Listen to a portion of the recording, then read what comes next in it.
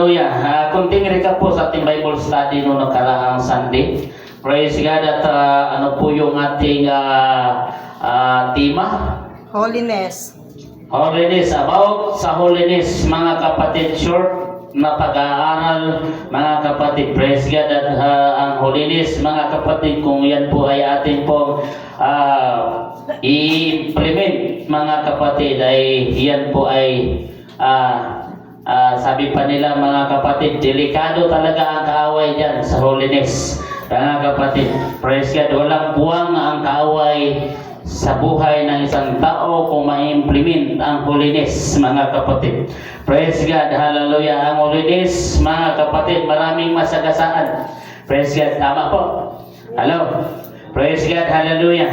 Kung i-implement natin yung holiness, mga kapatid, dapat man talaga i-implement. Tama po. Hello. Dahil ang sabi ng Biblia, walang kulubot o mansa makapasok sa karya ng langit. Ang sabi ng Hebreo, mga kapatid, kung walang kapanalan, kailanman ay hindi mo makikita si Jesus. Amen. Ano po? Palakpakan po natin ang ating Panginoon. Praise God. At ang pamagat po, yung tema natin, mga kapatid. Praise God. Hallelujah.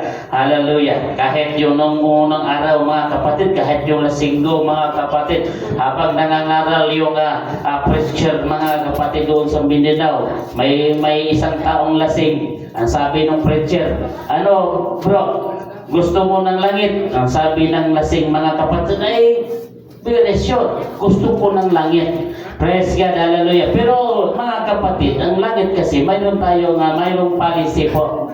Hello. Praise God, mayroon po tayong gagawin. Hallelujah. Mayroon ba tayong tahanan sa langit? Hello, palagpakan natin ang ating Panginoon kung mayroon tayong tahanan sa langit. Praise God, hallelujah. Ano po yung mga bagay-bagay upang tayo makapunta sa langit? Mayroon ba tayong gagawin?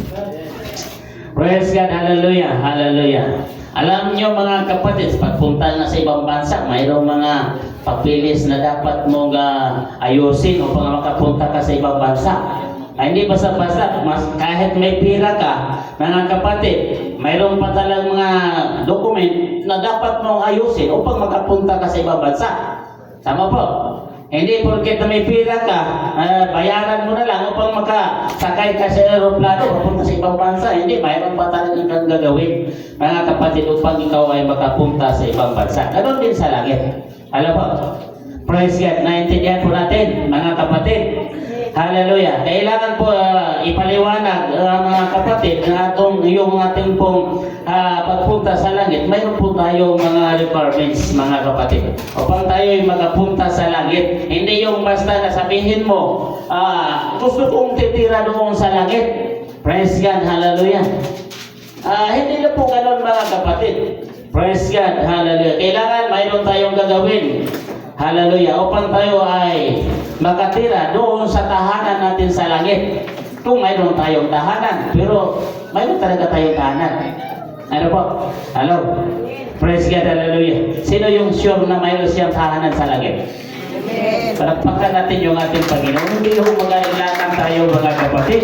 Praise God, hallelujah. Kung may tahanan tayo sa langit, very sure, kailangan naging always present yung sarili, mga kapatid. Praise God, hallelujah. Hallelujah. Ate po, medyo maganda yung yung weather natin ngayon, yung ating orasan. Hallelujah, maganda. Praise God, hallelujah. At importante yung discipline. Maganda po yung mga kapatid. Kahit masakit man sa damdamin, mga kapatid, pero mas maganda yung discipline. Praise God, hallelujah. At pamagat po natin, mga kapatid, heaven is your home, mga kapatid. Hallelujah. Atin po itong napag-aralan. Pero mga kapatid, mayroon tayong mayroon tayong puntos na ating pong talakayin ngayon, mga kapatid. Yung mga papilis ba? Hello? Hindi basta-basta pupunta ka lang ng langit, mga kapatid. Dahil ang sabi ni Santiago, ang pananampalataya na walang gawa ay patay sa kanyang sarili. Ano po? Praise God, hallelujah. Gusto ba natin pumunta ng langit? Gusto ba nating makatira doon sa ating tahanan? Alam po, pero hindi pa sa ngayon. Alam, hindi pa sa ngayon mga kapatid, mayroon pa tayong gagawin. Praise God, hallelujah. Dahil kung gusto natin na pupunta ng langit, i-prepare natin mga kapatid habang na tayo dito pa sa mundo. Kailangan mga kapatid, ayusin natin yung mga papilis, mga kapatid, upang tayo makatira doon sa langit. Praise God, hallelujah. Mahigpit nga papunta si pambansa, doon pa kaya sa langit. Hallelujah. Siguro, papuntang langit mga kapatid, very stricto. Ano po? Palagpakan natin ang ating Panginoon. Praise God, stricto nga. Yung kumuha nga ako ng passport mga kapatid, stricto. Praise God, hallelujah. Hallelujah. Ayun pa kayang pupunta ng langit. Praise God. Kailangan very stricto po yung salita ng Diyos. Praise God. Hallelujah. Dahil po mga kapatid, habang tayo sa mundo, nandito pa tayo sa mundo, mga kapatid, at ating ayusin yung ating mga papilis upang tayo maging anong ibig sabihin nun? Upang tayo naging handa or prepare, mga kapatid. Mahirap yung hindi prepare, mga kapatid. Praise God, hallelujah. Sayang yung ating tahanan sa langit tapos hindi tayo prepare. Kung sakaling darating ang Panginoon ay hindi tayo prepare, delikado. Ang sabi po ng Philippians, mga kapatid, napapatunay lang po ito na tayo po ay residence doon sa langit. Praise God. Basahin mo natin yung ating tema mga kapatid. Praise God. At ating po tunghayan yung mga bagay po na napaloob dito. Philippians chapter 3 verse 20. Pakibasa po. Hallelujah. Mayroon ba tayong Biblia? Hello? Kung mayroon tayong Biblia, ating buksan po. Praise God. Hallelujah. Filipos 3:20, sapagkat ang ating pagkamamamayan ay nasa langit, mula doon ay hihintayin naman natin ang tagapagligtas, ang Panginoong Jesucristo. Praise God, hallelujah. Ibig sabihin mga kapatid, hindi lang talaga tayo dito lang sa Pilipinas, mga kapatid. Praise God, hallelujah. Doon sa langit, doon talaga tayo titira. Ibig sabihin, yung ating pananirahan dito sa mundong ito, temporary. Ano po? Temporary. Kaya dahil temporary mga kapatid, mayroong mga papilis na ipagawa ang Panginoon upang ating po sundan. Mga kapatid, upang tayo magiging prepare mga kapatid. Kung sakali darating ang Panginoon, prepare yung ating mga papilis now, always tayo na makatira doon sa ating puntahanan doon sa langit. Hallelujah. Nakuha ba natin yung mga kapatid? Ito po ay nangyari mga kapatid. Sa buhay po nila ni Adan, mga kapatid, at si Eva, mga kapatid. Nung time, mga kapatid, piniprepare ng Panginoon yung Garden of Eden. Hallelujah. Kung ating makita, piniprepare ng lahat ng Panginoon, wala ka nang hahanapin doon. Tama po. Hindi ka na magtrabaho. Praise God. Kung kakain ka, mamimitas ka na lang. Mga kapatid, hindi ka na magpapatulog pa ng pawis. Praise God. Magbilad sa init. Hallelujah.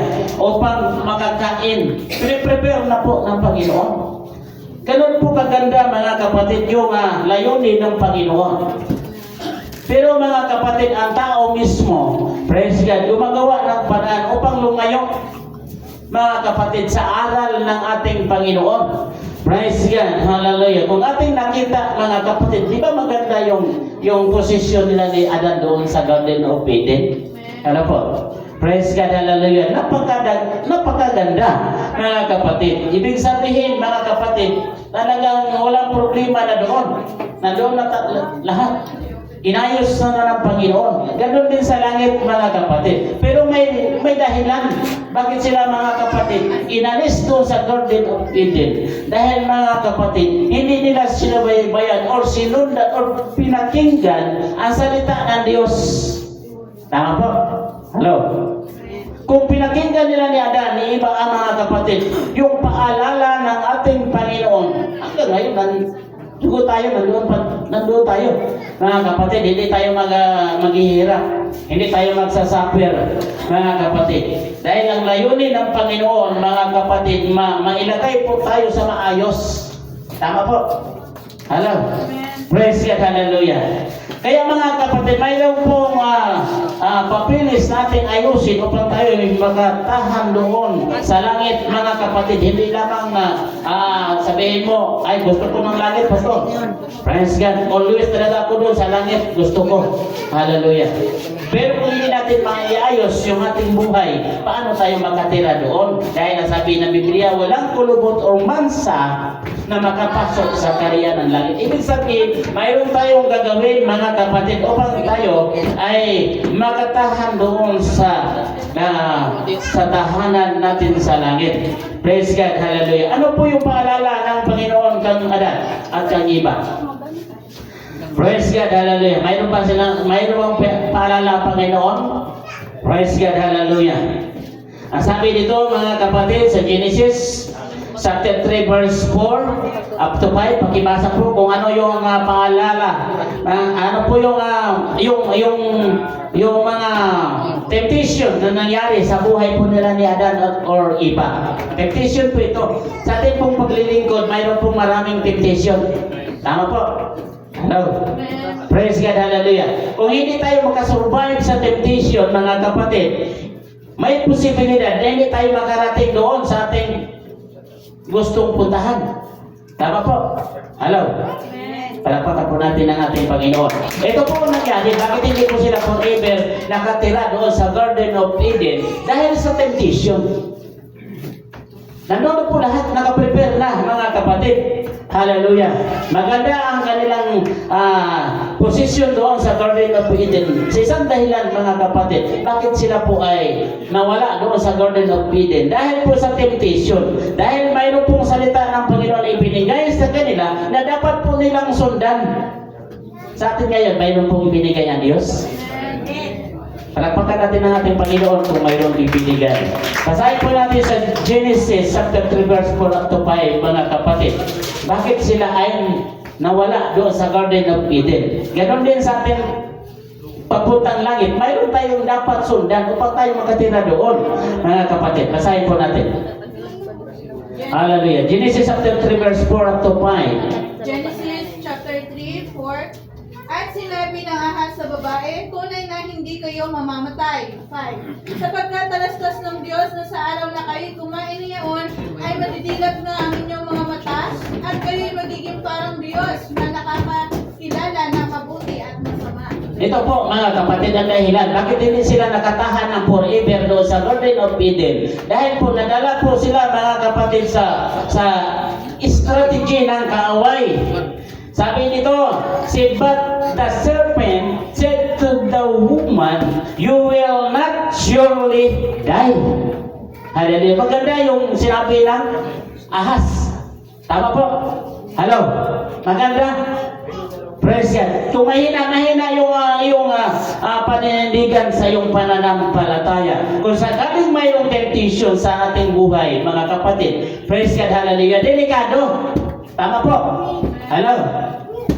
Bagamat mga kapatid, tayo po ay bilang mamamayan sa langit, sabi pa ng Philippians, once na hindi po natin masundan ang plano ng Panginoon sa buhay po natin, hindi po tayo makarating doon. Ano po? Tama? Tama po. Palakpakan natin ang ating Panginoon. Praise God, hallelujah. Dahil po sa temptation, kaya sila ni Adan, mga kapatid, nawala doon sa Garden of Eden. Dahil hindi pinakinggan po nila yung sinabi ng ahas, mga kapatid. Praise God, hallelujah. Hallelujah. Kaya mga kapatid, sa buhay po natin, mga kapatid, bilang mananampalataya, kung sakaling mayroong mang temptation na dumating sa buhay natin, kailangan po, huwag po natin entertainin. Hello? Magawa ba natin, mga kapatid, na hindi natin entertainin? Mga kapatid, alam niyo mga kapatid, nung pumunta ako doon sa Tansa po, pagbaba ko lang sa bangka, mga kapatid, pagdating doon sa tindahan, bigla akong niyapos ng babae. Ano sabi ng babae sa akin? Matagal na kitang hinihintay. Please. Oh, mga kapatid, ano yun? Temptation o? Temptation po. Hallelujah. Nagtaka ako sa pangit kong ito eh. mga kapatid. Mayroon po palang babae, mga kapatid, na biglang yumakap sa'yo. Hinalikan pa talaga. Oh, hallelujah. Temptation. Temptation po. Hello, nandiyan yung misis ko. Hallelujah. Baka sabihin ng misis ko, bakit hindi mo sinabi? Hallelujah. Totoo po, mga kapatid. Ang ginawa ko, mga kapatid, tinulak ko. Hallelujah. Hindi ako yun. Praise God. Hallelujah. Pero opportunity na sana, mga kapatid, may tindahan yung babae eh. Alam. Temptation or hindi? Temptation po. Hallelujah. Bakit hindi natin ini-entertain yung temptation? Dahil mga kapatid, hindi tayo residents dito sa lupa. Ang pagka-residence natin dito, temporary lamang. Tama po? Amen. Ang pagka-residence natin doon sa langit. Now, dapat mayroon tayong gagawin, mga kapatid, upang tayo makalusot doon sa mga temptation, upang tayo makatira doon sa langit, mga kapatid. Mayroon tayong gagawin. Tama? Hello? Umiwas. Palagpakan natin ang ating pag-usap. At ilang piraso lang. Hallelujah. Bakit ilang piraso lang po, mga kapatid? Gusto ba natin manirahan doon sa langit? Bakit madalang? Bakit tayo nandito? Anong rason? Gusto natin makatira doon sa langit. Palakpakan natin ang ating Panginoon. Kaya tayo nandito, mga kapatid. Iwasan natin ang temptation, mga kapatid. Dahil po, mga kapatid, kung hindi natin iwasan ang temptation, mga kapatid, sigurado, hindi tayo makatahan doon sa langit na inoffer ng ating Panginoon. Praise God. Hallelujah. Kaya sila ni Adan, mga kapatid, kaya nawala sila doon sa Garden of Eden. Kaya nagsuffer sila dahil hindi nila sinundan ang salita ng ating Panginoon. Tama po? Hello? Nasaan yung mga pinaprepare ng Panginoon na para sa kanila?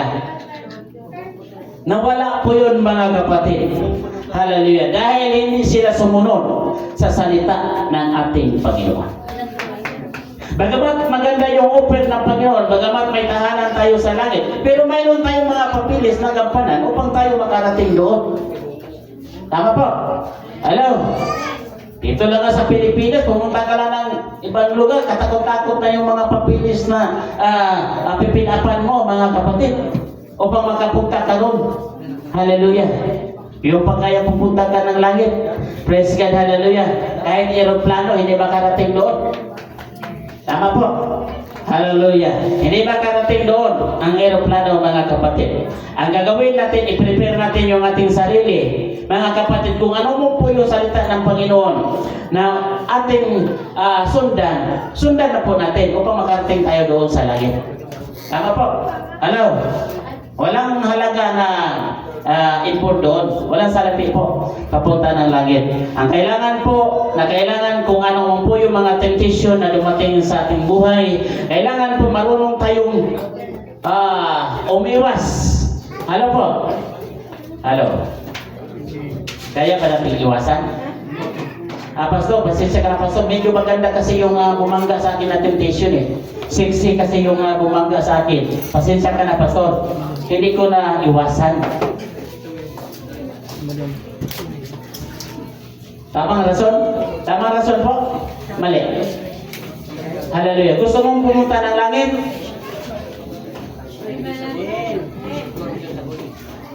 Palakpakan natin ang ating Panginoon kung gusto natin pumunta ng langit. Praise God. Hallelujah. Hallelujah. Dahil kung hindi natin kaya, mga kapatid, na iwasan ang temptation. Kahit sabihin mo pa, mga kapatid, kahit tatakan mo pa yung sarili mo na gusto mo ng langit, pero kung hindi mo sinundan ang plano ng Panginoon, hindi tayo makarating sa langit. Ano po? Hello? Praise God. Hallelujah. Ano po ang sabi, mga kapatid, dito sa unang Thessalonian, mga kapatid? Hallelujah. May babalikan ang Panginoon. Yun lamang, mga kapatid, nakapasa. yung kumpleto, yung kanyang mga papilis yung kumpleto lang na mayroon siyang papilis, mga kapatid. Pero yung papilis niya, siya lang ang makasama. Pero kung hindi kumpleto, mga kapatid, yung ating paglilingkod sa Panginoon, kung hindi kumpleto, hindi tayo makasama sa pagbabalik ng ating Panginoon. Yun lamang po yung kumpleto. Ano po? Ang sabi ng unang Thessalonians, chapter 4, verse 16, up to 17, mga kapatid, praise God, hallelujah. Hallelujah. Bakit babalikan ka ng Panginoon? Dahil hindi ka residence dito. Doon ka sa langit. Tama po? Hello? Pero mayroon tayong gagawin upang tayo po ay makasama o makatira doon po sa langit. Praise God. Ilang patunay, mga kapatid, na residence ka sa langit. Basahin po natin sa unang Thessalonians, chapter 4, verse 16 up to 17. Ano po yung sinabi? 1 Thessalonians chapter 4 verse 16, sapagkat ang Panginoon din ang bababa mula sa langit na may isang sigaw, may tinig na arkanghel at may pakakak ng Diyos, at ang nangangamatay kay Kristo ay unang mga bubuhay na maguli. 17, kung magkagayoy tayong mga bubuhay na nakatitira ay aagawin kasama nila sa mga alapab upang sa lupin ng Panginoon sa hangin, at sa ganito isang sa Panginoon tayo magpakailan. Palakpakan natin ang salita ng Diyos. Hallelujah. Kung ang isang tao, mga kapatid, namatay kay Kristo, ibig sabihin, mga kapatid, na nakatatak si Jesus sa kanyang buhay. Tapos nawalan siya ng buhay. Siya lamang po ang babalikan ng ating Panginoon. Hello? Except doon, wala na po. Once namatay ka, mga kapatid, hawak mo si Jesus, hinawakan ka ni Jesus, 100% ikaw ay babalikan ng ating Panginoon. Ano po? Pero kung hindi mo mulusutan ang temptation sa buhay mo, tapos nawalan ka ng buhay, ay delikado. Tama po? Hello?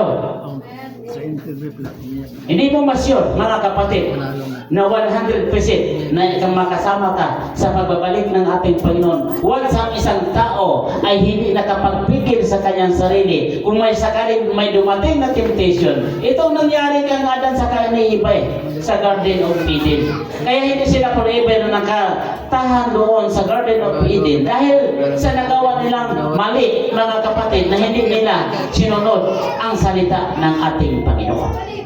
Ano po? Hello? Kaya, mga kapatid, kunting ingat tayo. Hallelujah. Kunting ingat po, mga kapatid. Kung gusto natin yung dreams natin na tatahan tayo doon sa langit, now atin pong ayusin yung ating sarili. Tama po? Hello? Hello?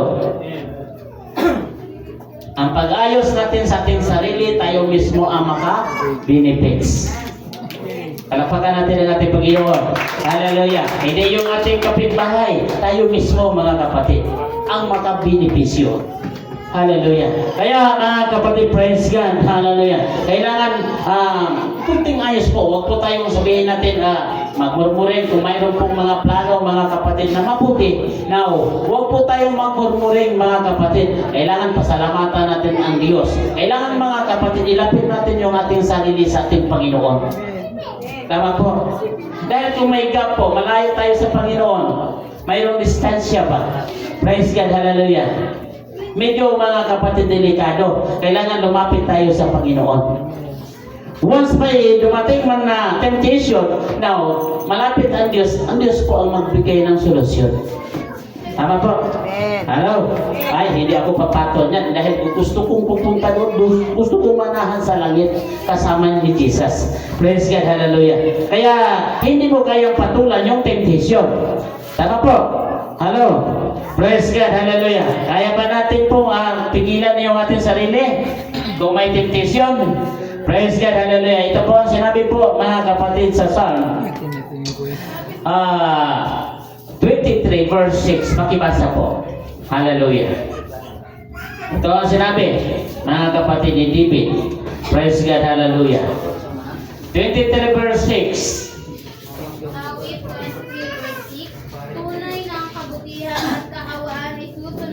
namin sa lahat ng mga kaarawan ng aking buhay at ako'y dadahan sa bahay ng Panginoon magpakalipas.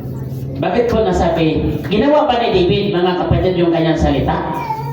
Alam po, pinatunayan ba ni David, mga kapatid? Praise God, may ginawa ba si David? Hello? Nandyan ba kayo? May ginawa ba si David, mga kapatid? Bakit nasabi ni David, mga kapatid? Surely goodness and mercy shall follow me all the day of my life, and I will dwell in the house of the Lord. May ginawa ba si David? Hello? May ginawa? May ginawa po si David. Anong ginawa ni David? Hallelujah. Ang ginawa ni David, mga kapatid, yung kanyang pagkahari, mga kapatid. Praise God. Iniya daw niya ang pagbilang hari niya, mga kapatid, alang-alang sa ating pong Panginoon. Hello, palakpakan natin ang ating Panginoon. Kaya ba natin yan, mga kapatid, na idaon yung ating sarili sa ating Panginoon? Hello? Dahil kung pairalin natin yung ating emosyon, yung ating sarili, mga kapatid, hindi basta-basta makapasok si Jesus sa buhay natin. Tama po. Dahil may kanya-kanya tayong pride. Hello? Pero yung pride ni David, dinadaw ni David, mga kapatid, kaya si Jesus nakapasok sa buhay ni David. Bagaman si David nagkasala, mga kapatid, pero sinurrender niya sa Panginoon. Hello? Hello? Kaya ginawa ni David, sinundan niya ang plano ng Panginoon sa buhay niya, mga kapatid. Praise God. Hindi natin tinignan yung mali niya. Hello? Gusto ba natin tumira sa langit? Hello? Huwag natin tignan yung ating mali. Kung tingnan natin yung ating mali, baka bumalik, mga kapatid, ay delikado. Kung anong po yung mali natin, huwag na natin balikan pa. Tama po. Upang makatahan tayo doon sa langit. Hello? Praise God, hallelujah, hallelujah. Kaya sinabi ni David, mga kapatid, praise God, hallelujah. Sa kanyang sarili, praise God. Ang sabi, talagang sinasure ni David, mga kapatid, dahil may ginawa si David. Hallelujah. Anong sabi? Surely goodness and mercy shall follow me. Susunod sa kanya, mga kapatid. Yung mga kabutihan, mga kapatid, susunod sa kanya. Hallelujah. Dahil may ginawa si David. Tayo ba, mayroon bang ginawa? Palakpakan natin ang ating Panginoon. May ginawa tayo sa Panginoon. Praise God, hallelujah, hallelujah. Kaya mga kapatid, pag sure, talagang sure. Hallelujah. Yung kabutihan ng Panginoon, mga kapatid, susunod. Follow me all the day. Sa lahat ng araw, mga kapatid. Praise God, hallelujah. Susunod yung kabutihan ng ating Panginoon. Praise God. Ang sabi ni David, mga kapatid, of my life, and I will dwell in the house of the Lord forever. Palakpakan natin ang ating Panginoon. Praise God, hallelujah. Ang nangyari kasi nila ni Adan, mga kapatid ni iba, mga kapatid, sinuway nila ang utos ng Panginoon. Kaya hindi sila forever nananahan doon sa Garden of Eden. Kaya pinalaya sila doon. Ganon din sa langit. Hello? Ikaw, ako ay babalikan ng ating Panginoon.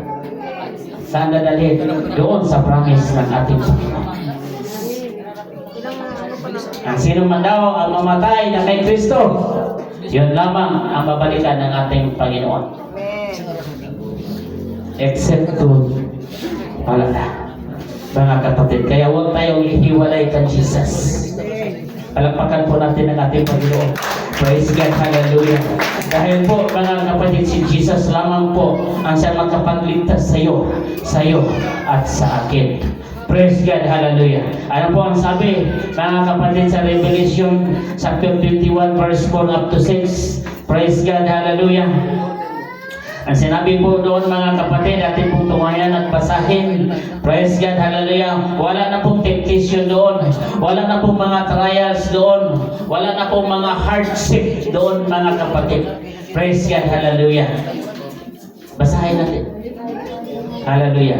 Sa Revelation chapter 21 verse 4 up to 6. Bahayag 21 verse 4, at papahiran niya ang bawat luha sa kanilang mga mata at hindi na magkakaroon ng kamatayan, hindi na magkakaroon pa ng dalamhati o ng pananambitan man, o ng hirap pa man, ang mga bagay ng una ay napaalam na. 5. At yung nakaluklok sa luklukan ay nagsabi, narito, ginawa kong bago ang lahat ng mga bagay, at sinabi niya, isulat mo sapagkat ang mga salitang ito ay tapat at tunay. 6. At sinabi niya sa akin, nagawa na. Ako ang Alpha at ang Omega, ang pasimulan at ang wakas. Ang nauuhaw ay aking painumin walang bayad sa bukal ng tubig ng buhay. Palakpakan po natin ang salita ng Diyos. Praise God, hallelujah. Hindi lang pala temptation, pati trials, mga kapatid, mga hardship sa buhay ay tatanggalin ng Panginoon, ay hindi mo na maalaala pa, mga kapatid, kung kasama mo si Jesus. Praise God, hallelujah. Kaya mga kapatid, praise God, nagtiis man tayo dito sa mundo. Praise God, nagsuffer man tayo, mga kapatid. Praise God, hallelujah. Parang hindi ka kilala sa mundong ito. Ang importante, kilala ka ng ating Panginoon. Praise God, hallelujah. Yun ang importante, mga kapatid. Dahil temporary lamang tayo dito sa mundo. Hindi tayo forever dito. Mga kapatid, may kayamanan ka man dito sa mundo, iiwanan mo lang yan. Ano po? Praise God, ang importante na masundan mo yung salita ng ating Panginoon. Huwag natin gayahin sila niyan at saka si iba, mga kapatid. Praise God, magamat maganda yung plano ng Panginoon. Piniprepare na ng Panginoon ang kanilang mga pangailangan. Praise God, hallelujah. Wala na silang hahanapin pa, pero pinakinggan nila ang temptation sa kanilang buhay. Kaya sila, mga kapatid, hindi sila forever nakatira doon sa Garden of Eden. Kaya dinanas nila ang suffering sa buhay. Praise God, hallelujah. Kaya mga kapatid, kung nakadanas man tayo ng pagsasuffer sa buhay, isipin natin, may plano ang Diyos sa'yo at sa akin. Hello? Tama po? Ang sabi ng Revelation, mga kapatid, yung luha natin sa mata, papahiran ng Panginoon, yung mga hardship sa buhay, hindi mo na maalaala pa. Dahil ang Diyos po ay kasama natin. Praise God, hallelujah. Gusto ba natin ang langit? Ang sabi ni Santiago, ang pananampalataya na walang gawa ay patay sa kanyang sarili.